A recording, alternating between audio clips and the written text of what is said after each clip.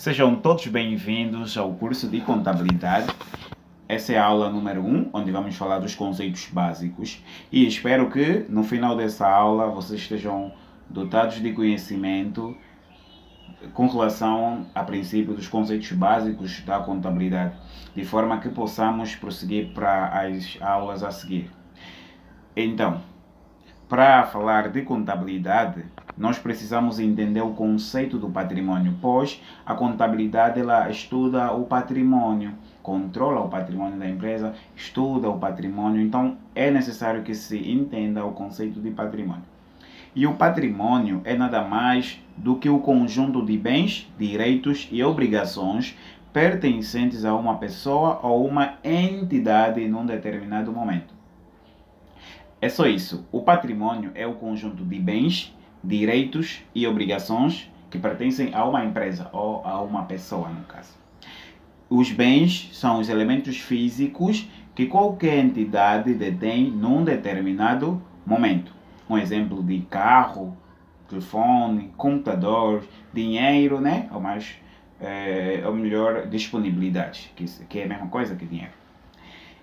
E os direitos representam o conjunto de dívidas ou valores que outras pessoas têm para com a nossa empresa. Ou seja, são valores que pertencem à nossa empresa, mas que se encontram na posse de terceiros. Por exemplo, o dinheiro depositado no banco.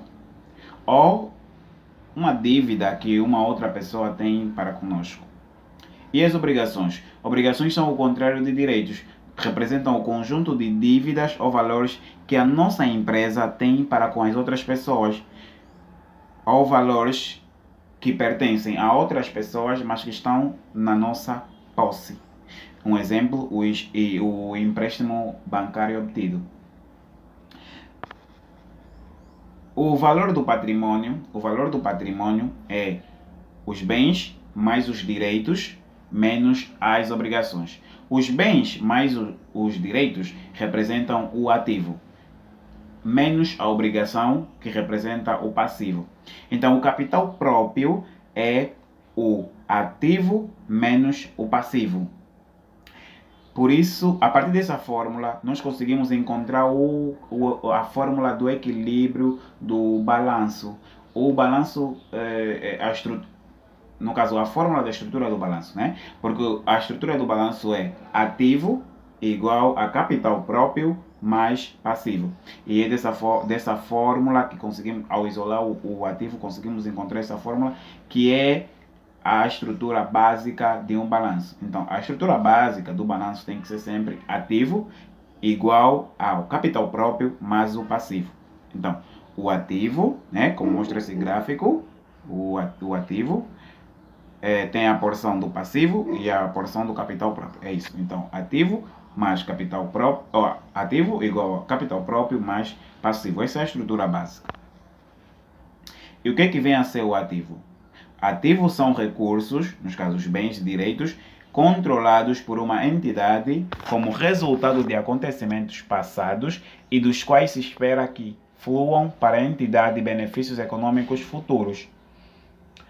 E os ativos estão classificados em duas categorias, que são ativos não correntes e ativos correntes. Os ativos não correntes são aqueles que se espera que permaneçam na entidade por um período superior a um ano. Estamos a dizer que os ativos não correntes são aqueles bens, né? São aqueles bens e direitos que se esperam que permaneçam na posse da empresa por um período superior a um ano. E um ativo, tem exemplos, né? Viaturas, normalmente, né? Viaturas, edifícios, computadores, terrenos são exemplos de ativos não correntes. E ativo corrente são aqueles bens e direitos dos quais se esperam que permaneçam na entidade por um período até um ano. Até um ano. Que quer dizer que é abaixo, né? Que um ano é o limite, abaixo desse tempo. Como mercadorias, dinheiro no caixa, dívida de clientes. Esses são os exemplos de ativo corrente. Passivos são obrigações presentes da entidade, provenientes de acontecimentos passados, que ao pagarmos resulta em ex-fluxos de recursos da empresa, incorporando benefícios econômicos. Ok, num passivo, ao pagarmos, resulta de que ex-fluxo de recursos. Em vez de entrar, sai recursos da empresa, apesar de incorporar benefícios econômicos. E essas obrigações que estamos a falar do passivo também classificam-se em duas categorias, que são passivo não corrente e passivo corrente. Passivo não corrente são formadas pelas obrigações das quais se esperam que venham a ser pagas pela entidade num período superior a um ano. Ou seja, temos uma obrigação, temos uma dívida a pagar, mas vamos pagar ou esperamos pagar num período superior a um ano. Então isso é um passivo não corrente. O exemplo, empréstimo bancário de médio e longo prazo. E passivo corrente são formados pelas obrigações das quais se esperam que venham a ser liquidadas pela entidade num período até um ano.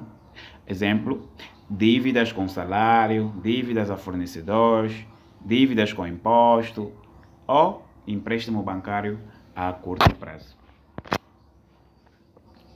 O capital próprio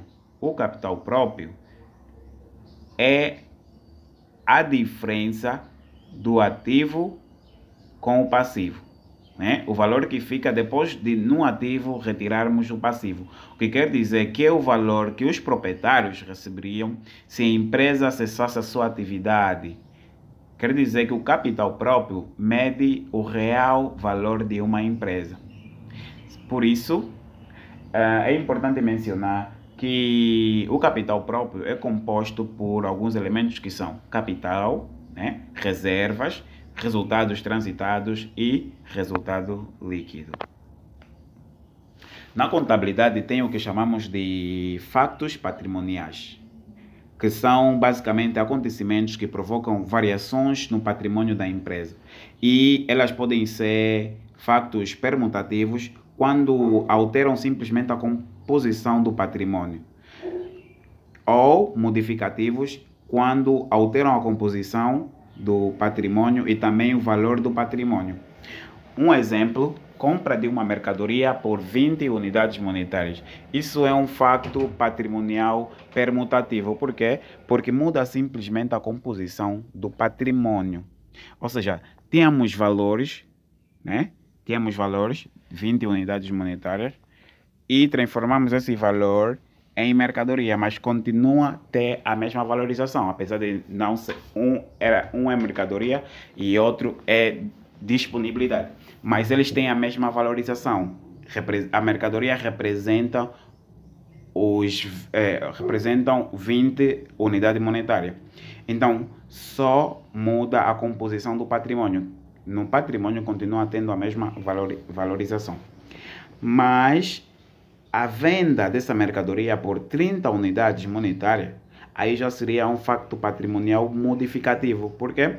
Porque altera a composição, né, que sai de mercadoria para disponibilidade, né, para dinheiro, e também altera o valor. A mercadoria valia antes 20 unidades monetárias, mas vendemos a 30, então alterou o valor. Ela altera a composição e altera também o valor. É um facto patrimonial modificativo. Os factos patrimoniais, né, devem ser registrados nos livros próprios da contabilidade, e existem vários, mas o que mais se usa, e é o que vamos fazer menção neste curso, é o livro Razão. O livro Razão é um livro contabilístico, né, que serve para registrar os factos patrimoniais que ocorrem nas empresas. Tem um formato de T e é composto por dois lados, como podemos ver o T. O lado esquerdo é chamado de lado do débito e o lado direito do lado de crédito. Na parte superior, normalmente, colocamos o código e a descrição da conta. Ok. Então, quando for para debitar uma conta, temos de escrever o valor no lado esquerdo da conta. E quando for para acreditar uma conta, temos de escrever o valor no lado direito da conta. Simplesmente isso. E Para fazer o registro dos fatos patrimoniais num razão, temos de obedecer ao método da partida dobrada. O método da partida dobrada é o método que é usado na contabilidade, basicamente, em todas as empresas usam ao relatar a sua informação financeira, porque é a forma certa de fazer. Porque esse método diz que um débito equivale a um crédito de igual valor, que quer dizer que sempre que se debita uma conta, deve-se creditar outra. É necessário tomar atenção aqui, não estamos a dizer que não é possível fazer um débito e 2 créditos, ou um crédito e 2 débitos. Não, mas a quantidade de valores a débito no registro de um facto patrimonial tem de ser igual à quantidade dos valores a crédito. Ou seja, nós podemos fazer um débito e fazer 2 créditos, desde que no final a soma do débito tem de ser igual à soma do crédito. A título de exemplo, se eu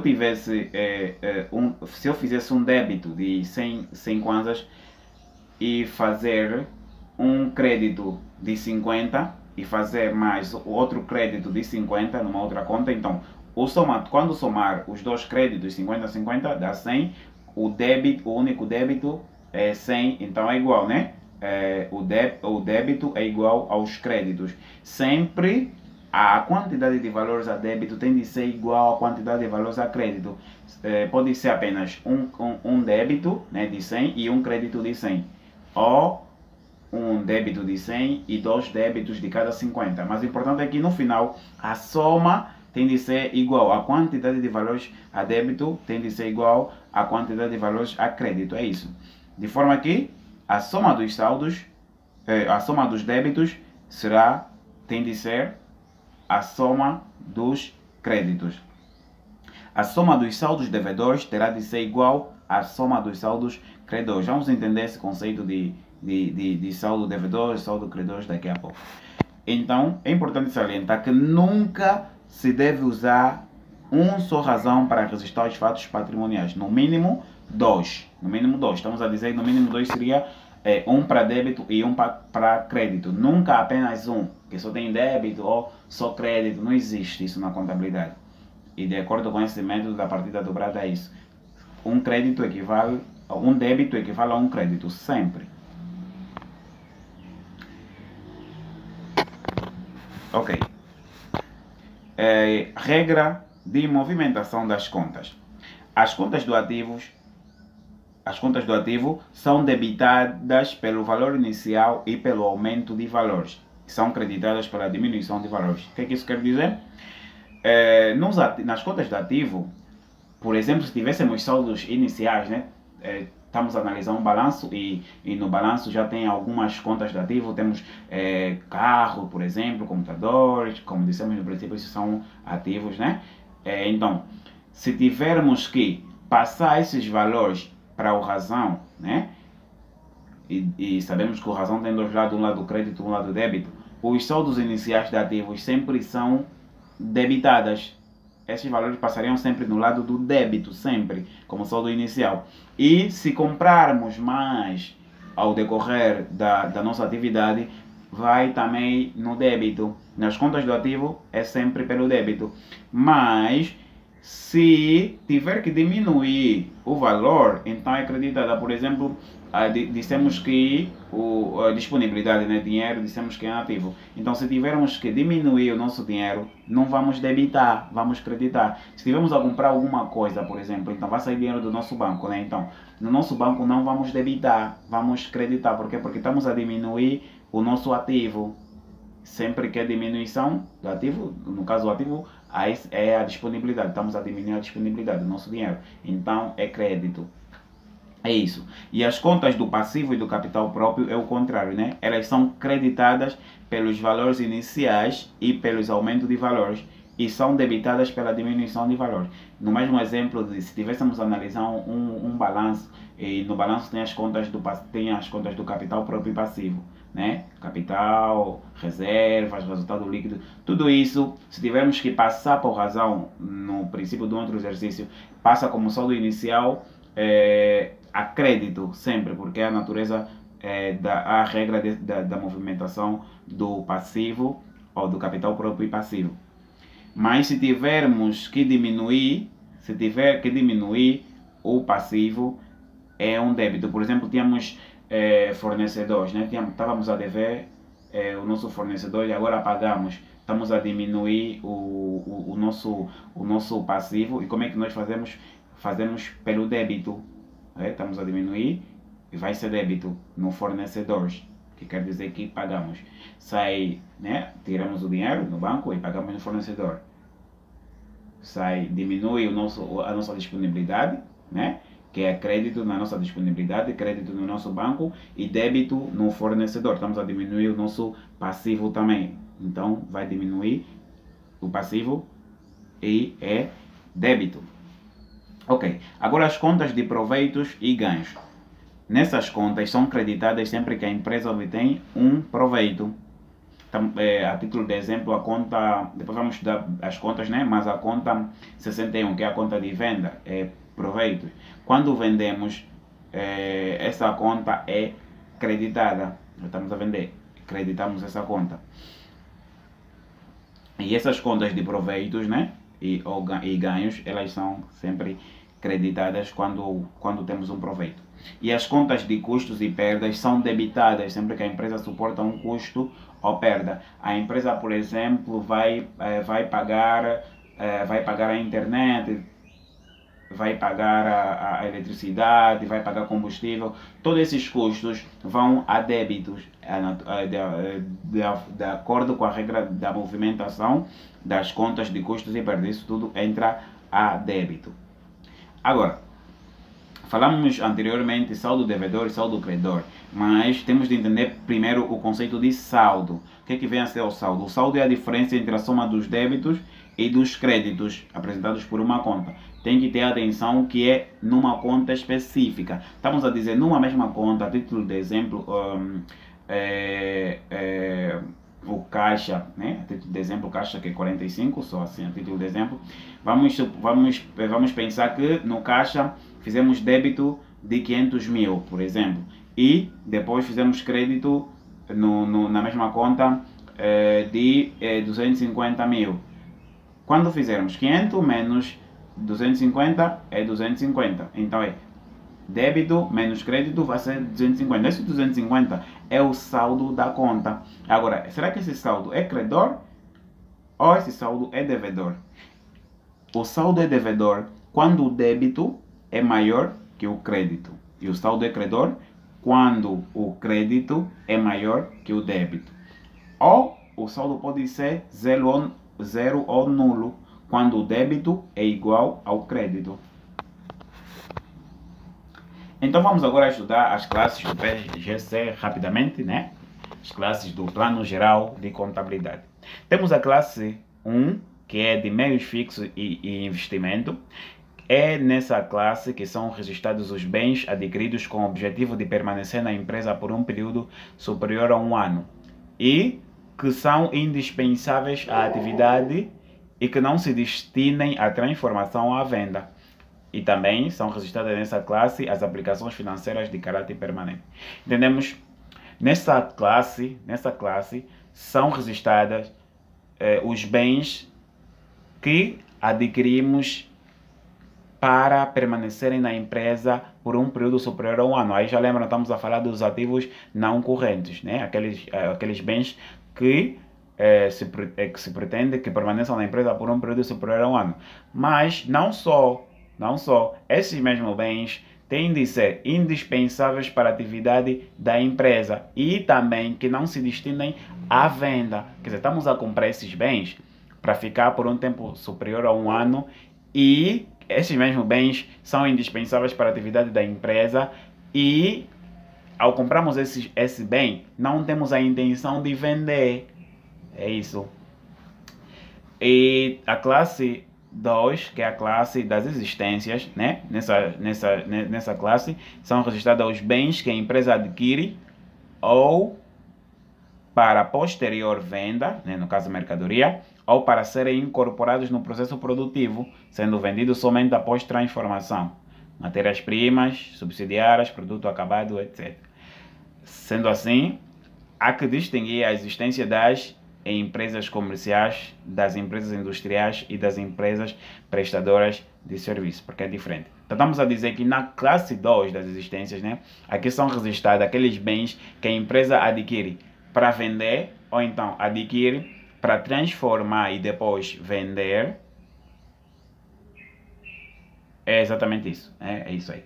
Sim, a empresa ou compra para vender já, ou compra para usar como matéria-prima, né, para transformar o produto final e vender. Na classe 3, né, na classe 3, que é terceiros, registramos nessa conta todas as operações de natureza contabilística entre a nossa entidade, ou seja, a relação entre a nossa empresa e outras empresas, nomeadamente clientes, fornecedores, instituições financeiras, estados, sócios, pessoal e outra. E desta relação, né, resulta que valores a receber e a pagar pela empresa. Sendo assim, a classe 3 serve para registrar as dívidas que a nossa empresa tem a receber e a pagar a terceiro, né? Se for a cliente, por exemplo, é a receber. Se for fornecedor, por exemplo, é a pagar. Estado, pode ser a receber ou a pagar, em casos específicos, né? A receber quando se apurou o imposto, né? É caso específico, mas pronto. E é isso, é isso. Então, a classe 4, que é meios monetários, nessa classe é constituída pelos meios monetários de curto prazo de que a empresa dispõe, tais como notas de bancos, moedas metálicas, cheques.